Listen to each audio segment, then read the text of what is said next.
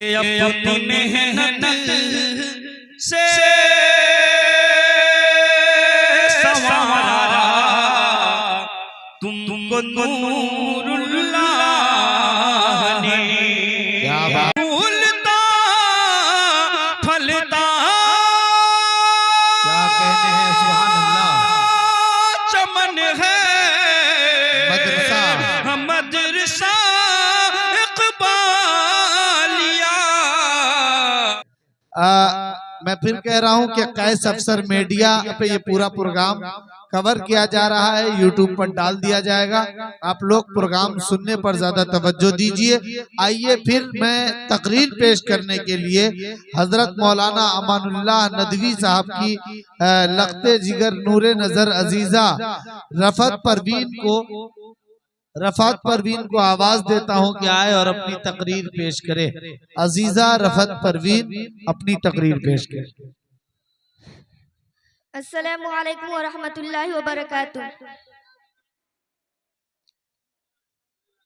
نحمده ونصلي على رسوله الكريم اما بعد فاعوذ باللہ من الشیطان الرجیم بسم اللہ الرحمن الرحیم ومن يتعد حدود اللہ فاولئک هم الظالمون وقال رسول اللہ صلی اللہ علیہ وسلم من تزوج امرأة لعزها لم يزده الله إلا ذلا ومن تزوجها لمالها لم يزده الله إلا فقرا ومن تزوجها لحسبها لم يزده الله إلا دناءة ومن تزوج امرأة لم يريدها إلا أن يغض بصره ويحسن فربه أو يصل رحمه بارك الله له فيها وبارك لها فيه أو كما قال عليه الصلاة والسلام۔ محترم صدر جلسہ، حاضرین اکرام اور عزیز ساتھیوں، آج میں آپ حضرات کے سامنے جہیز کے عنوان پر کچھ لب کشائی کی جسارت کر رہی ہوں۔ اللہ سے دعا کیجئے کہ مجھے صحیح کہنے اور ہم سب کو اس پر عمل کرنے کی توفیق نصیب فرمائے۔ محترم حضرات، میں نے جو حدیث شریف پڑھی ہے اس کا ترجمہ یہ ہے کہ جو شخص کسی عورت سے اس لیے شادی کرے گا کہ اسے عزت و مرتبہ حاصل ہو جائے تو اللہ تعالیٰ اس کو ذلت و رسوائی کے سوا کچھ نہیں دیں گے، اور جو شخص کسی عورت سے اس لیے شادی کرے گا کہ اسے بہت سارا مال و دولت مل جائے تو اللہ تعالیٰ اس کو فقر و فاقہ اور تنگ دستی کے سوا کچھ نہیں دیں گے، اور جو شخص کسی عورت سے اس لیے شادی کرے گا کہ اسے عزت و شہرت میں اضافہ ہو جائے تو اللہ اس کو اور جلیل کریں گے، اس کی ذلت میں اضافہ کے سوا کچھ نہیں ہوگا، اور جو شخص کسی عورت سے اس لیے شادی کرے گا کہ اس کی نظر نہ بہکے، وہ ہمیشہ پاک دامن رہے، اسے رحمت اللہ حاصل ہو جائے تو اللہ اسے ہر اعتبار سے خیر و برکت عطا فرمائیں گے۔ حاضرین گرام، اس حدیث سے واضح ہو گیا کہ جہیز کی لالچ میں نکاح کرنا آدمی کو فقر و فاقہ اور تنگ دستی کے حوالہ کر دیتا ہے۔ جہیز کی طمع کرنا آدمی کو ذلت و رسوائی کے بازار میں بیچ دیتا ہے۔ دوستو، شریعت اسلامی میں جہیز دینا جائز ہے، مگر اس کی حقیقت کو بھی سمجھنا ضروری ہے کہ مذہب اسلام میں جہیز تحفہ اور ہدیہ کی حیثیت رکھتا ہے۔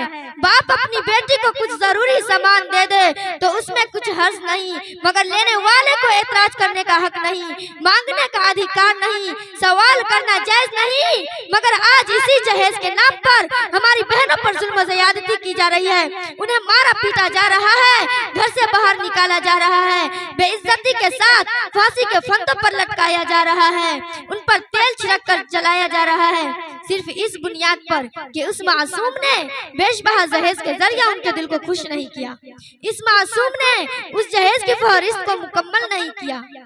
کسی شاعر نے کیا ہی خوب کہا ہے کہ کل آنگن میں ایک لاڈلی جل رہی تھی، ابھی جس کے ہاتھوں میں مہندی رچی تھی، کہ کل آنگن میں ایک لاڈلی جل رہی تھی، ابھی جس کے ہاتھوں میں مہندی رچی تھی، خطاؤں میں خطا اس دلہن کی یہی تھی، خطاؤں میں خطا اس دلہن کی یہی تھی کہ جہیز کی فہرست میں ابھی کچھ کمی تھی۔ درد مندان ملت، جہیز کے نام پر ظلم کرنے والے ان मुजरिमों को यह एहसास दिला देना चाहिए कि तुम भेड़िए हो, इंसानी शक्ल में खूंखार रोशी दरिंदे हो, अल्लाह के मखलूक के दुश्मन हो, कि एक औरत जीजान को बेजान समझकर जब चाहा रख लिया, जब चाहा छोड़ दिया, जब चाहा मार दिया, जब चाहा फांसी पर लटका दिया, जब चाहा तेल छिड़क कर जला दिया और जब चाहा बेइज्जत कर दिया। अरे हकीकत और तकलीफ उस वक्त मालूम होगी जब यह मामला तुम्हारी बहनों और बेटियों के साथ होगा। मुसलमानाने बावकार, जहेज मांगना मुसलमान की शान नहीं, दर हकीकत यह गैरों की तहजीब है जिसे मुसलमान बड़े फख्र के साथ अपना रहा है और यह एक मरोजा रस्म बन चुकी है। हकीकत से इस रस्म का कोई ताल्लुक नहीं और यह बात जहेज मांगने वालों की आंखों से ओझल हो जाती है कि इस जहेज की बिना पर कितनी बहनों का सुहाग गुजर चुका है, कितने गरीब वालिदैन उन खूरेज मुनाजिर किताब न लाकर इस दुनिया से चल बसे हैं। जी हाँ, इस जहेज की दहकती आग ने मासूम और गरीब दो शीशाओं की जिंदगियों को जलाकर खाकस्तर कर दिया और उनके अरमानों का गला घोट दिया। जहेज मसला मुस्लिम माशरा का नासूर है, एक जख्म है जो रस्ते रस्ते लाइलाज नासूर बनता जा रहा है। इसी जहेज की बिना पर गरीब वालिदैन कर्ज के बोझ में दबे जा रहे हैं। इसी जहेज की बिना पर गरीब बच्चियों का जिंदगी आजीवन बन गई है। इसी जहेज की बिना पर अमवात और फसादात में इजाफा हो रहा है।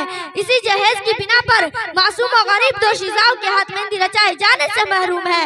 इसी जहेज की बिना पर मफलूकुल हाल लोगों का हाथ करने को कोई तैयार नहीं। इसी जहेज की बिना पर गरीब नादार लड़कियां कुंवारी ही रहकर विवाहों की तरह अपने माँ बाप के घर में जिंदगियां बसर कर रही है। इसी जहेज ने लोगों को खून के आंसू बहाने पर मजबूर कर दिया। ए जहेज के भिखारियों, तुम्हारी गैरत कहाँ खो गई है? क्या तुम्हारी गैरत के लाले पड़ गए हैं? क्या तुम्हारे अंदर नरम व रहम का मादा खत्म हो गया है? क्या तुम्हारे घरों में बहन बेटी नहीं है? क्या तुम्हारे अंदर इस्लामी तालीमात का कोई कदर नहीं है? क्या तुम्हारे अंदर रवायत इस्लामी का कोई पास लिहाज नहीं है? क्या तुम्हारे दिलों में सुन्नत रसूल से मोहब्बत नहीं है? मुझे बताओ, क्या तुम्हारे दिल पत्थर से ज्यादा सख्त हो चुके हैं? अरे जरा गौर भी तो करो कि औरत अल्लाह का वह नेमत अज़मा है जिसका मकाम कुरान ने वक़रना फी बुयूतिकुन्ना वला तबर्रजना तबर्रुजल जाहिलियतिल ऊला कहा। आज वही औरत दफ्तरों, दुकानों, होटलों और शॉपिंग सेंटरों में गैर महरूम मर्दा के सामने दो चार हो रही है। मुझे बताओ, उस पर पर्दा व खुशबूदार फूल को घर से निकलने पर किसने मजबूर किया? तुम यह कहने पर मजबूर हो जाओगे कि गरीब वालिदैन अपनी वसअत के बगैर उस मासूम के हाथ नहीं रंग सकते। लहजा यह खुद अपने लिए सामान्य जहेज फराहम कर रही है। मुअज़्ज़ज़ सामने ग्राम, मैं आपको फानी बदायूनी का वाक़या सुनाना चाहती हूँ कि उन्होंने अपनी लाडली बेटी को बेपनाह जहेज दिया था, यहाँ तक कि अपना घर भी सामान्य जहेज में दे दिया। फिर कुछ ही अयाम बाद फानी बदायूनी को यह इत्तला मिलती है कि ससुराल वालों ने मजीद जहेज के मुतालबा को पूरा न करने पर उनकी प्यारी बेटी को कत्ल कर डाला। बूढ़ा बाप फानी बदायूनी अपने लड़खड़ाते पाँव लेकर बेटी के जनाजा के पास ठहर कर कसरत अलम और गमों के जज्बात से मगलूब होकर बेशक्ता यह सैर पड़ता है। बूढ़ा बाप फानी बदायूनी अपने लड़खड़ाते पाँव लेकर बेटी के जनाजा के पास ठहर कर कसरत अलम और गमों के जज्बात से मगलूब होकर बेशक्ता यह सैर पड़ता है कि अब आया याद ए आराम जा इस नामरादी में, कि अब आया याद ए आराम जा इस नामरादी में, कि कफन देना भूले थे अपनी बेटी को समाने शादी में। अब मैं अपनी तकरीर को खत्म करना चाहती हूँ। हमने दस्त को दस्त लिखा शहरा नहीं, हमने दस्त को दस्त लिखा शहरा नहीं, दीदा लिखा शनीदा नहीं, वमा अलैना इल्लल बला। लाल बाबू की तरफ से 200 रुपये, राजा इब्ने मौलवी मोहम्मद हुसैन साहब की तरफ से 100 रुपये, आजाद बाबू की तरफ से 200 रुपये और 50 रुपये आली जनाब इज्जत मुआब असरारुल हक साहब की तरफ से आए हैं। तो उनका मैं बहुत शुक्रिया अदा करना चाहता हूं। और हमारे मुखिया जी माशाअल्लाह तमाम बच्चियों को इनाम दे रहे हैं, अल्लाह ताला जज़ाए खैर दे। मुखिया जी ने भी 100 रुपये दिए हैं। آئیے محترم سامعین، ابھی بہت عمدہ تقریر ہو رہی تھی، مجھے 4 مصرے یاد آ رہے تھے کہ جو بیٹی کو مصیبت بولتے ہیں اس کو سمجھا دو، جو بیٹی کو مصیبت بولتے ہیں اس کو سمجھا دو۔ صحابہ انبیاء اس کو خدا کا فضل کہتے ہیں، اور انہیں سسرال میں مارو یا ماں کے پیٹ میں مارو، اسے بھی قتل کہتے ہیں، اسے بھی قتل کہتے ہیں۔